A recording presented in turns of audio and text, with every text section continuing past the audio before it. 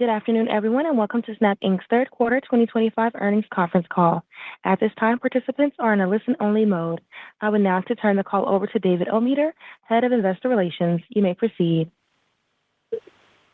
Thank you, and good afternoon, everyone.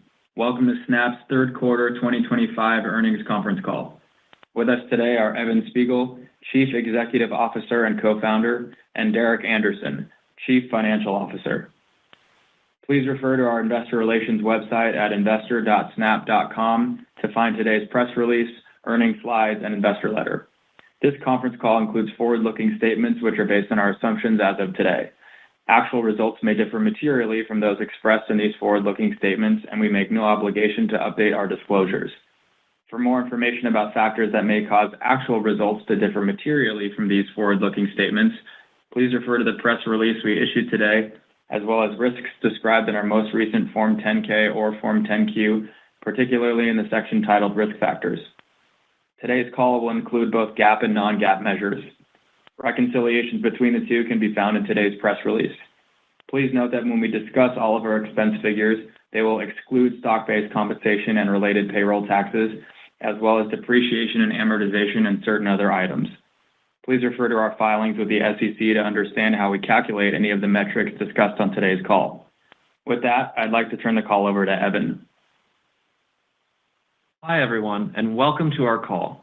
In Q3, we made meaningful progress on our long-term strategy to grow our global community, deliver stronger performance for advertisers, and invest in the future of augmented reality. At the core of Snapchat is a mission that has endured since our founding: to reinvent the camera to strengthen human connection. Snapchat is built around real communication, helping people share moments and build closer relationships every day. This clarity of purpose continues to drive durable growth. Our community reached 477 million daily active users, an increase of 34 million or 8% year over year, and 943 million monthly active users, an increase of 60 million or 7% year over year. With this momentum, we have made further progress toward our goal of reaching 1 billion monthly active users around the world.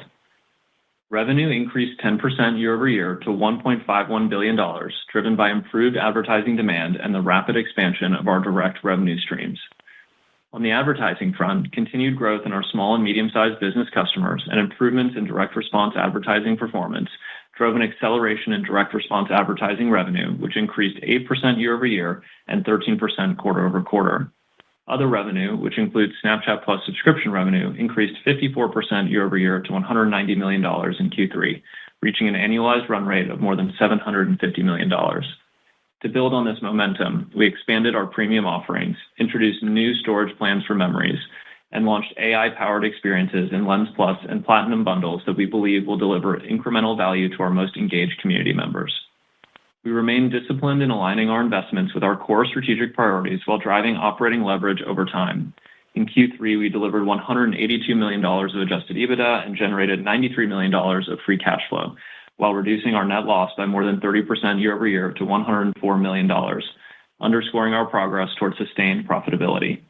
With approximately $3 billion in cash and marketable securities on hand, we are well positioned to continue investing confidently in innovation and long-term growth. We also continue to scale differentiated ad formats and offerings such as sponsored snaps, promoted places, and the app Power Pack, supported by advances in AI for ranking, creative generation, and personalization. These investments are expected to compound performance over time, unlocking greater advertiser ROI and long-term revenue growth. At the same time, we are improving key components of our service to make Snapchat more reliable and as fast to launch as the native camera, an essential part of ensuring our service remains simple, accessible, and enduring. Snapping between friends and family remains the foundation of Snapchat, driving both daily engagement and long-term retention. In Q3, we shared that Snapchatters created over 1 trillion selfie snaps in 2024, demonstrating how deeply our community uses our camera to communicate and feel closer together. Over the next year, we are prioritizing sharing and conversations through new conversation starters such as status updates, flashbacks, and topics, building new ways to play games with friends, and making it effortless to share spotlight videos through stories and chat. Our goal is to spark conversations, strengthen friendships, and inspire creativity. This quarter, we rolled out several new features that make communication faster, easier, and more expressive. Infinite retention allows users to save chats indefinitely, while Home Safe gives friends peace of mind with an automatic check-in after returning home. We also launched the Snapchat keyboard, extending our sticker library to other apps, and introduced custom emoji, enabling users to generate personalized Bitmoji stickers from text prompts. These updates underscore our commitment to enhancing the Snapchat experience through richer visual communication while fostering deeper community connections. Global time spent watching content and the number of content viewers increased year over year in Q3, reflecting our multi-year investment in machine learning and the continued strength of Spotlight. Building on this momentum, we launched our largest content recommendation model to date, improving freshness and relevance across the platform. We also upgraded our infrastructure to get a step closer to delivering content in near real time, reducing latency and cutting model training cycles from days to just 2 hours. As a result, the share of total Spotlight views from content posted in the last 24 hours increased more than 300% year over year in the US, as our models now surface more topical and original content. In addition, we launched our first unified user model that combines signals from Spotlight, Discover, and the camera, while advancing work on a trend detection model that identifies emerging creative trends and amplifies their reach. Snapchat is a platform where any creator can express themselves authentically, grow an audience, and build a business. Over the past year, we onboarded thousands of Snap stars, reaching a record level of active creators. We're also seeing established creators and homegrown talent thrive, such as Kaylee Rosie, a nursing student and plant enthusiast who has increased her followers by more than 50 times in the last 6 months by posting stories and Spotlight content nearly every day. To help creators succeed, we expanded monetization tools and new collaboration formats with brands, such as sponsored first snaps. This growing ecosystem has made Snapchat more resilient and diverse, driving a nearly 180% year-over-year increase in Snap Star Spotlight posts in North America. More creator activity enhances the relevance and quality of our content inventory, strengthening the overall engagement flywheel for both users and advertisers. While we continue to innovate on our core product experience for our community, including efforts to address ongoing engagement headwinds, we are also navigating a number of evolving factors that we expect will influence community growth and engagement in the near term. A key focus of our current strategy is improving average revenue per user by more directly monetizing our core product. This includes the continued growth of Snapchat Plus, the introduction of sponsored snaps and promoted places, the launch of Lens Plus, and the testing of memory storage plans. These initiatives are designed to strengthen our top-line performance, but they do involve trade-offs with engagement, so we expect some adverse impact on engagement metrics as these experiences are rolled out globally. At the same time, we are recalibrating our investments in community growth and the cost to serve our community in order to improve financial efficiency. This includes testing changes to our infrastructure that will lower costs in regions with less long-term monetization potential, allowing us to better align our resources with the financial opportunity of each geography, but potentially coming at the cost of adverse trade-offs with engagement in these countries. We are also preparing for the upcoming rollout of platform-level age verification, which will use new signals provided by Apple and soon Google to help us better determine the age of our users and remove those we learn are under 13 or under 16 in certain geographies, such as Australia. These actions are an important step in maintaining a safe and compliant platform, though we expect they will also adversely affect engagement metrics as implementation progresses. In addition to these internal initiatives, we continue to experience the effects of regulation and government policy actions. Recent examples include Australia's social media minimum age bill, which takes effect in December, and government restrictions on access to internet services in certain countries. We anticipate that similar regulations in other jurisdictions may take effect or be passed in the near future. These policy developments, combined with potential platform-level age verification, are likely to have negative impacts on user engagement metrics that we cannot currently predict. While we remain committed to our goal of serving 1 billion global monthly active users, we expect overall DAU may decline in Q4, given these internal and external factors, and as noted above, we expect particularly negative impacts in certain jurisdictions. We believe these are the right actions to strengthen our business for the long term by improving monetization efficiency, ensuring compliance with evolving regulations, and positioning Snap for sustainable growth. Snap continues to be a global leader in augmented reality engagement and innovation. Every day, Snapchatters use AR lenses more than 8 billion times, and more than 350 million Snapchatters engage with AR experiences daily. Over 400,000 creators from nearly every country have built more than 4 million lenses using our AR tools, making Snapchat one of the most scaled AR platforms globally. In Q3, we introduced the Imagine lens, our first open prompt image generation lens, allowing Snapchatters to create or reimagine snaps by simply typing a prompt. More than 500 million Snapchatters have engaged with Gen AI-powered lenses over 6 billion times, reflecting the growing appeal of AI-driven creativity on our platform. Snapchatters engaged with our AI face swap lens over 1 billion times in Q3, illustrating how generative AI can turn self-expression into shared moments and open up new ways to spark conversations and connections. Our investment in generative AI is designed to make communication more expressive, personal, and human. Realistic Style Gen delivers lifelike fit, texture, lighting, and perspective, unlocking cinematic quality transformations and generating nearly 100 million lens views in Q3. Enhanced Face Gen enables higher fidelity face effects, generating over 700 million lens views, while selfie attachments use 3D asset generation to add realistic, context-aware elements like hats and hairstyles, generating over 145 million lens views.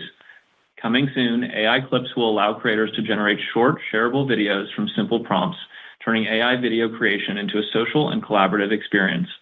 Together, these innovations demonstrate why our leadership in generative AI matters. They transform how people express themselves, create content, and share moments that strengthen their connections on Snapchat every day. We continue to see strong momentum with games. Over 180 million people now play games on Snapchat every month, with sharing up more than 100% year over year. To make these experiences more social, we introduced the Games Chat Drawer, bringing games directly into chat so friends can play together seamlessly.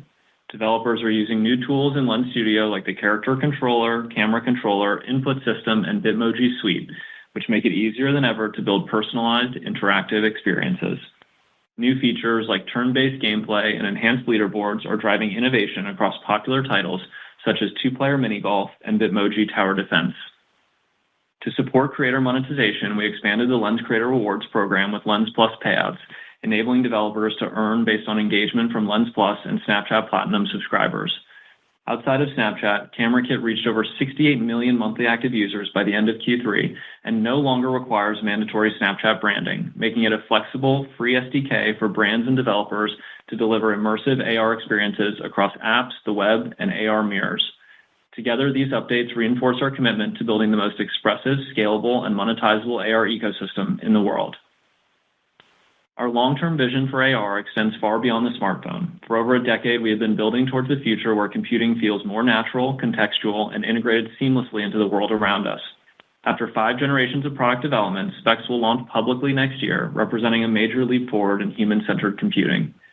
In Q3, we introduced SnapOS 2.0, our largest system update yet. It delivers faster performance and a redesigned browser optimized for streaming and productivity, adds full WebXR support, and includes a new UI kit and mobile kit to simplify interface and cross-device development. We also added features like Travel Mode, which keeps AR content stable while in transit, and iConnect, which enables instant shared experiences simply by looking at another person to co-locate content. Developers and brands are already building with spectacles, including Enclu and ArtGlass, who are redefining live events with location-based lenses. These projects highlight the vast potential for creativity and commerce on Specs. To help developers monetize these experiences, we introduced Commerce Kit, enabling developers to accept payments directly within lenses, unlocking digital goods and premium features in real time. Specs are purpose-built for the age of AR and AI, designed to make computing more personal, intuitive, and contextually aware. Unlike traditional devices centered around apps and files, Specs understand the environment and adapt to user patterns over time. To support this next generation of computing, we introduced Snap Cloud, powered by Supabase, a scalable back-end platform that enables richer and more dynamic AR and AI experiences on SnapOS. Snap Cloud is a key step in building the infrastructure that allows developers to create immersive, real-time applications and reflects our long-term commitment to advancing the AR ecosystem through Specs. We believe Snap is uniquely positioned to win the next wave of AR computing. With SnapOS 2.0, Lens Studio, Snap Cloud, and our global developer ecosystem, we are at the forefront with an end-to-end AR stack spanning software, developer tools, and hardware. Together, these investments bring us closer to delivering the world's first fully standalone, human-centered AR glasses. We made significant progress across our advertising platform by focusing on 3 priorities: advancing our AI-driven ad performance, optimizing high-impact ad formats, and strengthening our go-to-market execution across SMBs and mid-market customers. Our investments in AI and machine learning are delivering measurable gains for advertisers. We advanced dynamic product ads with large language models that better understand products, driving over 4 times higher conversion rates compared to baseline for certain campaigns. As a result of these and other improvements, purchase-related ad revenue grew 30% year over year, reflecting higher attribution accuracy and better campaign performance. For example, Comfort, a lifestyle and apparel e-commerce brand, leveraged target cost and max bid in their Snap campaign to scale faster and reached an incremental audience that delivered an 85% lift in site visits, a 79% increase in new customers, and a more than 3 times ROAS improvement as measured by WorkMagic since the start of their 2025 campaign. Sponsored Snaps allow brands to join real-time conversations on Snapchat in a way that feels authentic and relevant to users. Early results show strong performance with up to 22% higher conversions and up to 19% lower cost per action when including Sponsored Snaps in advertiser campaigns. Advertisers across industries are using Sponsored Snaps to reach audiences where they are most active and engaged. For example, to strengthen share voice and drive user preference, ASICS partnered with Zeno Group to promote its latest running shoe collection through Sponsored Snaps, reaching 2 million unique Snapchatters in the chat inbox and driving a 4-point lift in overall brand awareness and a 16-point lift among Snapchatters aged 35 and older, along with stronger return on advertising spend compared to existing media. In addition, eBay's Sponsored Snaps campaign to drive brand awareness was highly effective, achieving nearly 2 times incremental unique reach and positive lifts in ad awareness and brand association. Sponsored Snaps are also becoming increasingly direct response focused, delivering more personalized and contextually relevant experiences. According to a Kantar study, approximately 85% of U.S. Snapchatters say Sponsored Snaps feel relevant and fit naturally within their habits on the platform. Promoted Places complements this offering by bridging digital engagement with real-world action. The format allows advertisers to highlight nearby store locations directly within the Snapchat map, unlocking new opportunities for performance-driven local marketing. Early testing shows double-digit lifts in visitation, demonstrating its ability to influence real-world outcomes. For example, the fast casual chain Panda Express ran a Promoted Places campaign that resulted in a 15% incremental lift in visits as measured by our third-party measurement partner InMarket. In addition, they saw a 10-point increase in brand favorability and a 6-point increase in action as measured by a brand lift study. Together, Sponsored Snaps and Promoted Places demonstrate how Snap's ad platform can influence the full marketing funnel from discovery and engagement to measurable real-world results, while creating new opportunities for revenue growth across our global advertiser base. For app-based advertisers, we introduced the App Power Pack, a unified suite designed to improve performance across both scan and non-scan campaigns.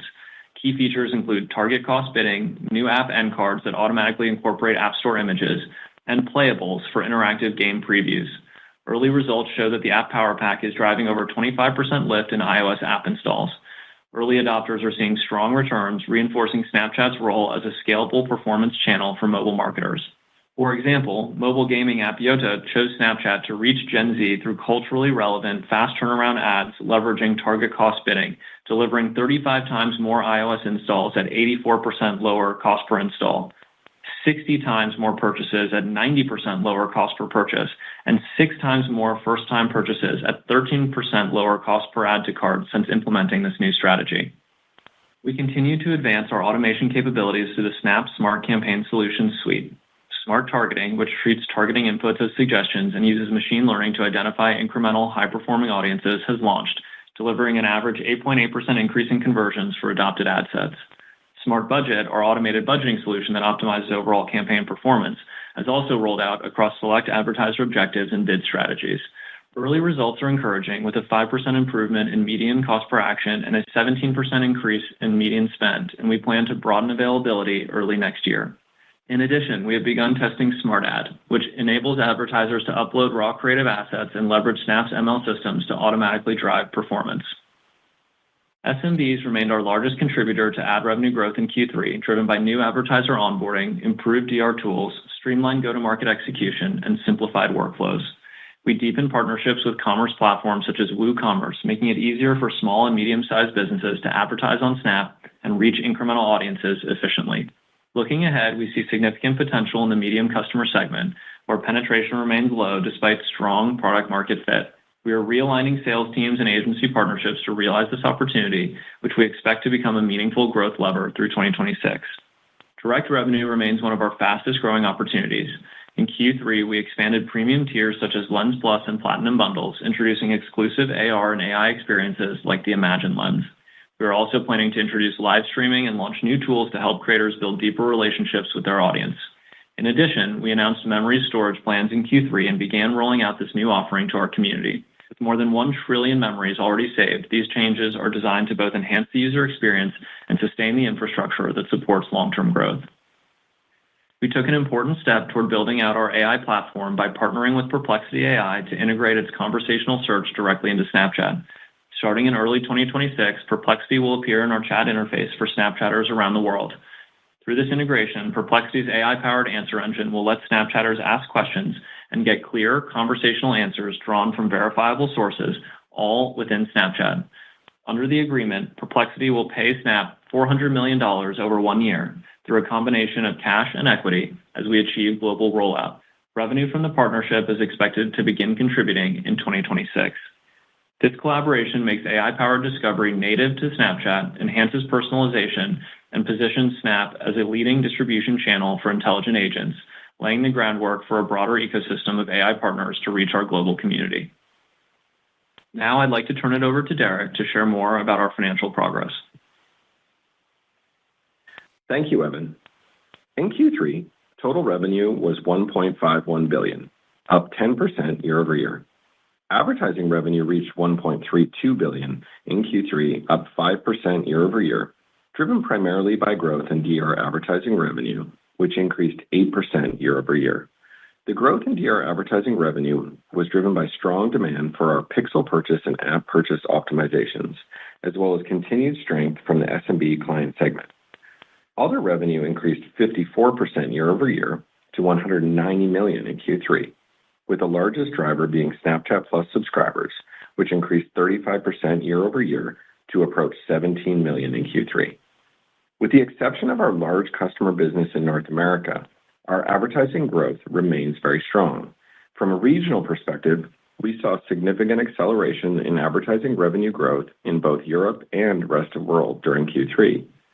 In Europe, advertising revenue grew 12% year over year, an acceleration of 6 percentage points over the prior quarter.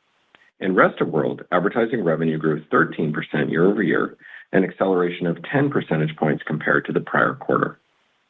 In contrast, North America growth continued to lag the global business, with advertising revenue growing 1% year over year in Q3. Within North America, our SMB advertising business grew at a rate of more than 25% in Q3, while our large client solutions business posted a modest decline in the quarter. The North America LCS business accounted for approximately 43% of total global revenue in Q3, decreasing as a share of total revenue by roughly 10 percentage points over the past 2 years, reflecting meaningful diversification of our revenue base as growth accelerates across other regions and customer segments. While this mix shift demonstrates healthy progress toward a more balanced business, the North America LCS segment remains the primary headwind to our overall revenue growth. Given the strong momentum we are seeing with our ad products and platform and the rapid growth and demand from SMB clients globally, we are redoubling our focus on what we believe is working. At the same time, we are making targeted adjustments to our go-to-market operations in North America to improve performance and reignite growth in our LCS business in this region. Global impression volume grew approximately 22% year over year, driven in large part by expanded advertising delivery within Sponsored Snaps and Spotlight. Total eCPMs were down approximately 13% year over year due to the strong growth in impression delivery. While the increased inventory from Sponsored Snaps has initially put downward pressure on platform-wide eCPMs, we are encouraged to see our advertising partners experience strong advertising performance, which is bringing increased demand to the platform. This improved performance has contributed in part to a 3 percentage point acceleration in the rate of year-over-year growth in DR advertising revenue in Q3. Adjusted cost of revenue was $671 million in Q3, up 5% year over year. Infrastructure costs are the largest component of adjusted cost of revenue and increased 8% year over year in Q3, driven by investments in ML and AI compute, as well as an 8% year over year increase in global DAU to reach 477 million in Q3. Infrastructure cost per DAU was 85 cents in Q3, up from 84 cents in both the prior quarter and prior year. The remaining components of adjusted cost of revenue were $266 million in Q3, or 18% of revenue, which is below the prior quarter and our full-year cost structure guidance range of 19 to 20%, due in part to the benefit of a shift in impression mix towards sponsored snaps and Spotlight. With a combination of accelerating top-line growth and more efficient scaling of adjusted cost of revenue, adjusted gross margin reached 55% in Q3, up from 52% in Q2 and 54% in Q3 of the prior year. Adjusted operating expenses were $654 million in Q3, up 8% year over year. Personnel costs increased 12% year over year, driven by an 8% increase in headcount. Our hiring in Q3 was tightly focused on our core strategic priorities of improving advertising performance, enhancing our SMB go-to-market efforts, driving more personalized and fresh content, as well as expanding our leadership in AR. Higher legal costs, including litigation and regulatory compliance-related costs, were an additional driver of operating expense growth in Q3. The increases in personnel and legal costs were partially offset by lower marketing expenses compared to the prior year due to a combination of cost efficiency initiatives and timing factors on marketing expenses in Q3. Adjusted EBITDA was $182 million in Q3, an improvement of $50 million compared to the prior year. Adjusted EBITDA flow-through, or the percentage of year-over-year revenue growth that flowed through to adjusted EBITDA, was 37% in Q3 and contributed to adjusted EBITDA margins expanding 2 percentage points to reach 12% in Q3. Net loss was $104 million in Q3, compared to a net loss of $153 million in Q3 of the prior year. The $50 million year-over-year improvement largely reflects the flow-through of a $50 million increase in adjusted EBITDA, a $32 million increase in other income, due primarily to repurchasing convertible notes at below par prices, offset by a $29 million increase in interest expense, reflecting high-yield notes issued earlier this year. Stock-based compensation and related payroll expenses were $268 million in Q3, or approximately flat year-over-year, as progress towards a flatter and leaner leadership structure largely offset the impact of growth in full-time headcount in Q3. Free cash flow was $93 million in Q3, while operating cash flow was $146 million. Over the trailing 12 months, free cash flow was $414 million, and operating cash flow was $617 million, as we continue to balance investments with top-line growth to deliver sustained positive cash flow. Dilution, or the year-over-year growth in our share count, was 3.1% in Q3, as share repurchases completed earlier this year partially offset the impact of SBC on share count growth. We ended Q3 with $3 billion in cash and marketable securities and just $47 million in convertible notes set to mature between now and the end of fiscal 2026. We believe that our robust free cash flow generation and the strength of our balance sheet ensure that our business has sufficient capital and financial flexibility to invest confidently to drive long-term growth.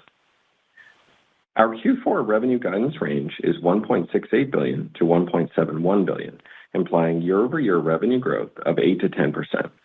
From a cost perspective, we are tracking well against our full-year cost structure guidance. For infrastructure, our guidance was for quarterly costs of 82 to 87 cents per DAU, and we hit the midpoint of this range in Q3.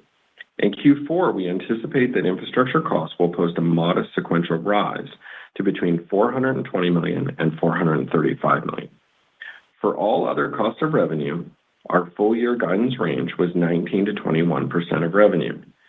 A mix shift in delivery of impressions towards sponsored snaps and Spotlight helped to reduce this to 18% in Q3, and we anticipate being in the 18% to 19% range in Q4.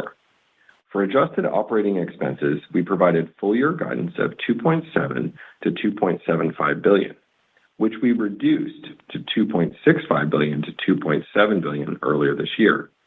And we currently estimate we will end the full year nearer the low end of this reduced range. For SBC and related expenses, we guided for a range of $1.13 billion to $1.2 billion for the full year. We reduced this to $1.1 to $1.13 billion earlier this year, and now estimate we will come within a further reduced range of $1.08 to $1.1 billion. Given the revenue range above and the progress we have made to optimize our cost structure, we estimate that adjusted EBITDA will be between $280 million and $310 million in Q4. Given the strength of our balance sheet, our progress towards sustained free cash flow generation, and our desire to opportunistically manage our share count for the benefit of our long-term shareholders, we have authorized a new share repurchase program in the amount of $500 million. As we look to close out 2025, we are excited by the opportunities ahead of us to accelerate top-line growth, further diversify our revenue sources, and make meaningful progress toward profitability in the year ahead. Thank you for joining our call today, and we will now take your questions. Thank you. We will now begin the question and answer session. To ask a question, you may press star, then one on your touch-tone phone. If you are using a speakerphone, please pick up your handset before pressing the keys. To withdraw your question, please press star, then two. In the interest of time, we ask that you please limit yourself to one question. After your initial question is asked, your line will be muted. At this time, we will pause momentarily to assemble our roster.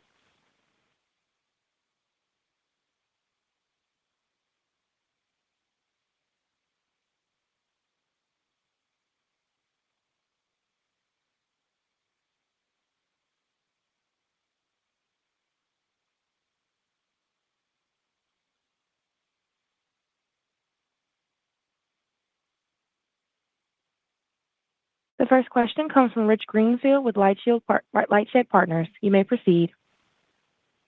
Hi, thanks for taking the questions. I got a couple. On the Perplexity partnership, which is really interesting that you're going to add it on to Snap AI. Is the cash stock split already determined, Evan, or could it actually change based on factors that you can help us understand? And you talk about monetization for the partnership starting in 2026. Does Snap ad sales, will your ad sales team be selling ad units that appear in Perplexity, or just help us understand what monetization could look like inside this Perplexity bot that's going to live inside of Snap? And then just a question for Derek. On a 2-year stack basis, it looks like cost of revenue really came down. You talked about a shift to Spotlight and sponsored snaps. Should we presume that the reason why we're seeing that leverage in cost of revenue is because you're not paying out to content owners the way you do in Discover for those ad units? Just would love to understand those two main things. Thanks.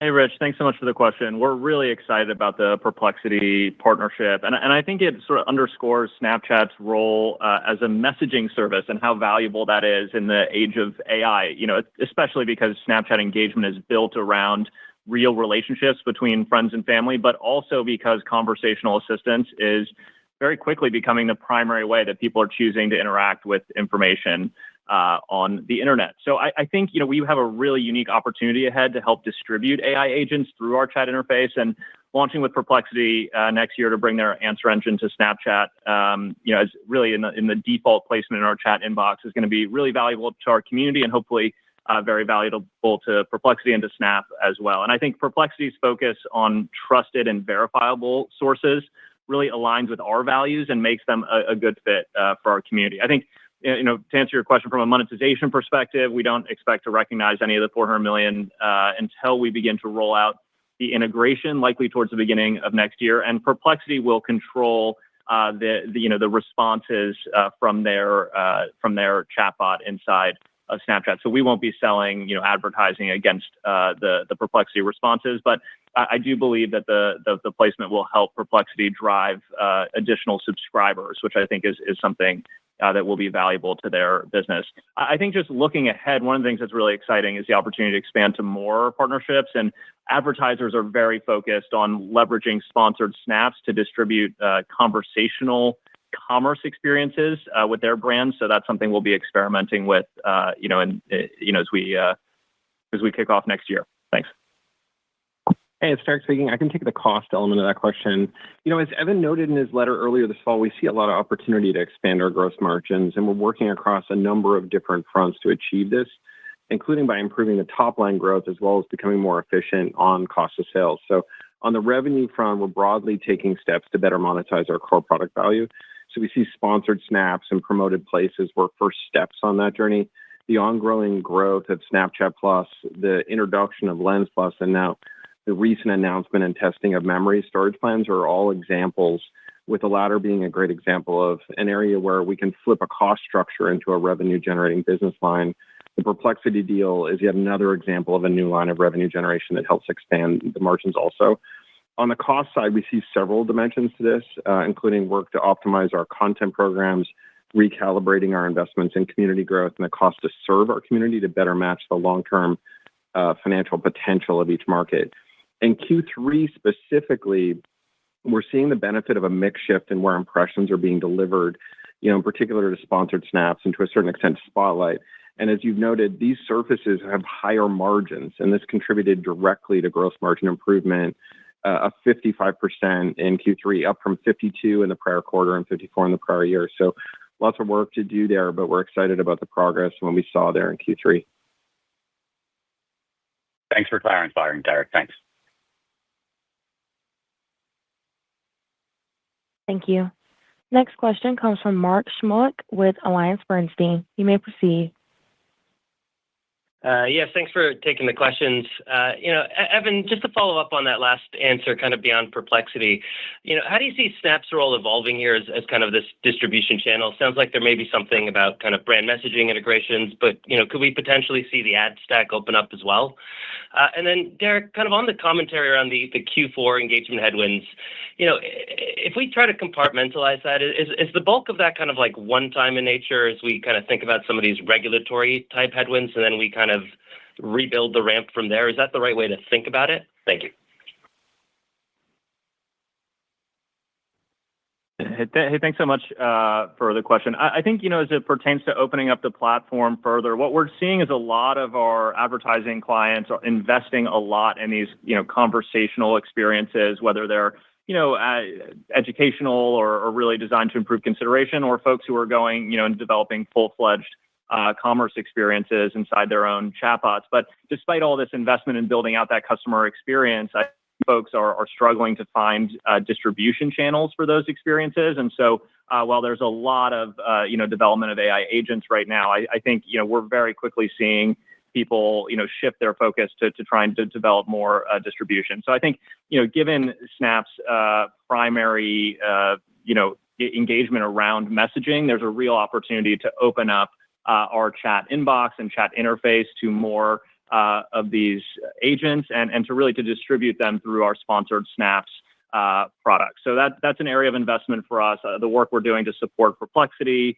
and the development of our APIs there will also support other partners over time, and it's certainly something we're excited about. I think it's also a really compelling customer experience given what we're seeing in the way people are shifting their behavior patterns to engage with these chatbots. So definitely as a chat service, we're very excited about the evolution in the customer expectation there. I think as it pertains to the overall DAU growth and our efforts, we've been doing a lot to overcome ongoing engagement headwinds to DAU, primarily by introducing new conversation starters. So if you think historically on Snapchat, a lot of conversations have been started by folks replying to friend stories. As we've seen engagement shift from things like friend stories to content posted on Spotlight, for example, we have to migrate that friend story reply behavior to things like sharing Spotlight videos or reposting Spotlight videos or playing games with friends. And we've got some forthcoming product initiatives as well that are oriented around new ways to start conversations and spark conversations with friends. I would say big picture though, in terms of our growth in daily active users, I outlined in my letter, I think that was released back in September, this crucible moment for Snap and really a pivot to more profitable growth during this period. And we tried to provide a few examples in the earnings release, but we're experimenting with things like changing the way we do prefetching and caching in certain geographies for our content business, changing the candidate size, number of candidates essentially in our ranking and retrieval systems in certain geographies, and really trying to line up our infrastructure and marketing investments against the geographies where we see the largest long-term monetization potential. So I do think there will be trade-offs there in terms of engagement, but ultimately, as we focus on more profitable growth, I think those are trade-offs that we're going to want to accept. And then, we're also, of course, investing in things like memory storage plans or Lens Plus. I think those are things that reflect the real in terms of, large-scale cloud storage or new AI tools in Lens Plus, but those also add some friction to the user experience. And then I think perhaps most importantly, we're going to be proactive. We're going to get on the front foot when it comes to rolling out age assurance. There are new age assurance signals that Apple is providing us.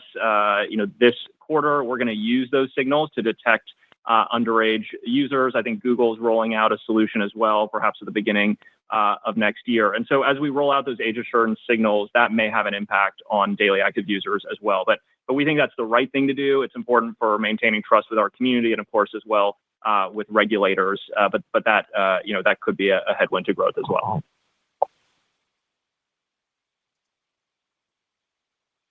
Thank you. As a quick reminder, if you'd like to ask a question, please press star, then 1 on your touch-tone keypad. The next question comes from Doug Anmuth with JP Morgan. You may proceed. Hi, this is Maggie on for Doug. Thanks for taking the question.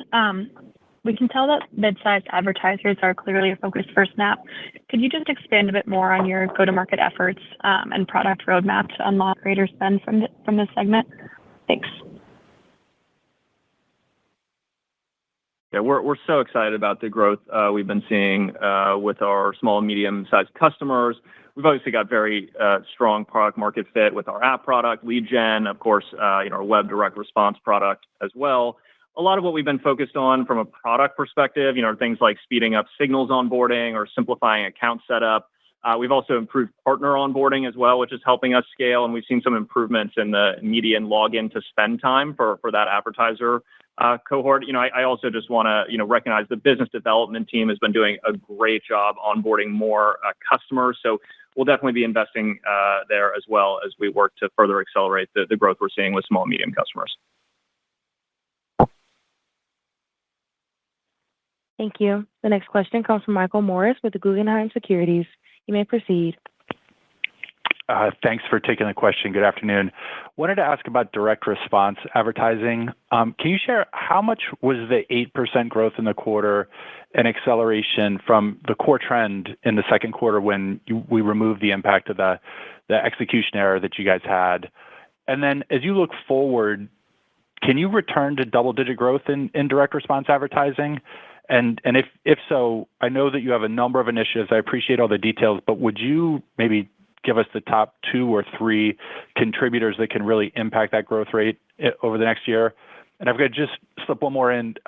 Following the error that you did experience last quarter, can you just provide an update on your comfort and confidence with the stability of the bidding and optimization tools now that to kind of ensure that you wouldn't have that happen again?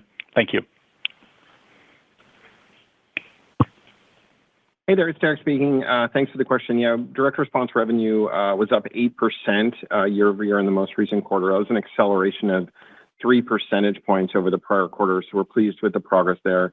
What we saw was good strength in our pixel purchase demand as well as the app optimizations and really broadly across the SMB segment, helping to drive that acceleration in the quarter. When you're looking at ad revenue broadly, with direct response being the vast majority of it, we saw really good strength across Europe and rest of world. Europe in particular grew 12% year over year. That was an acceleration of 6 percentage points. Rest of world grew 13%, which is an acceleration of 10 percentage points in the quarter. So really strong results there, both across the LCS and in particular the SMC market there. As we look at North America, that business still lagged a little bit and so dragged on the rate of acceleration on the overall business as well as in DR specifically. Within North America, though, really pleased with what we're seeing on the SMB segment, up to more than 25% year over year in Q3. So given the strong momentum that we're seeing, in Europe and rest of the world and with the SMB business globally, we're pretty pleased with what we're seeing on both the ad platform and our ad units there in terms of driving improvement on revenue and the business generally. I think as it pertains to our large client segment in North America, we saw a small decline there. We've been really focused on, doubling down on what's working in the business, but also making targeted adjustments to our go-to-market operations there in order to drive growth. We don't have, recovery in that North America large client segment really baked in, in Q4, obviously, with the guide, but we expect that the work that we're doing there will help us build momentum over time. And if we can bring the growth in that portion of the business back up to what we're seeing elsewhere, then that is a path to further improvement in the overall growth and ads business going forward. So hopefully that gives you, a sense of what's driving the growth and acceleration on DR. And of course, we're, watching our ad platform extremely carefully and the roadmap there and working with our teams to execute well there. And I think it's showing up in the results that we're seeing on the ad platform across the business globally. Thanks very much. Thank you. The following comes from Shweta Khajuria with Wolfe Research. You may proceed. Okay, thank you for taking my question. I just had a quick one on infrastructure costs for next year. Yes, could you please talk to your conviction level on keeping infrastructure costs basically flat next year, and what, in your view, could drive those costs higher, and when would you think you would step in? Thank you. Sure, Sarah speaking here.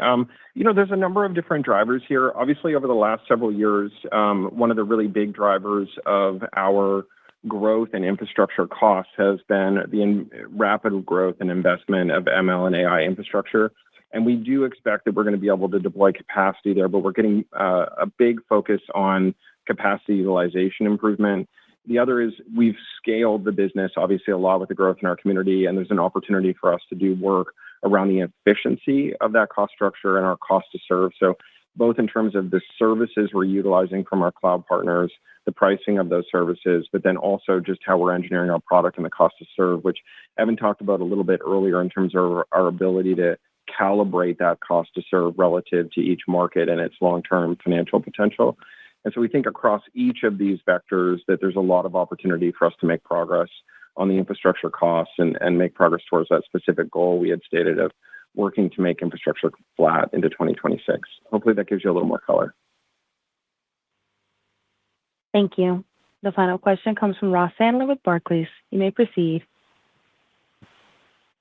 Great. Evan, just a question on spectacles. So there's been recent press reports about potential financial partners, and I think some of your peers have done partnerships with, these manufacturing or distribution entities. So what's your latest thinking here? And your AR software stack is fairly advanced versus the field for smart glasses. So how are you thinking about leveraging software versus the hardware side? Just any updated thinking there would be great. Yeah, thanks so much for the question, Ross. We've got a really exciting year ahead here as we prepare for the public release of specs. And we've been thinking a lot about ways to, accelerate our technical leadership in the space. This is a form factor, obviously, we've been focused on now for more than a decade. And I think we've been able to really leverage our advantages in terms of Lens Core, the huge ecosystem of lenses that have already been built, the amazing developer tools in Lens Studio, and obviously now the Snap operating system that runs on the current developer version of specs. So, one of the things that we have been doing to, create more optionality in terms of our ability to accelerate is that in putting specs into their own standalone 100% owned subsidiary. That'll give us some options as we think about potential partners to work with to accelerate our leadership here in the space as we prepare for the public rollout. So definitely some great opportunities to partner. We really believe that the killer use case for specs is lenses. And we've seen some incredible lenses that have been created so far. Almost weekly, it seems like developers are rolling out new and unique experiences. So if you haven't gotten a chance to check out the latest, I'd highly recommend it. Thanks so much. This concludes our question and answer session, as well as Snap Inc.'s third quarter 2025 earnings conference call. Thank you for attending today's session. You may now disconnect.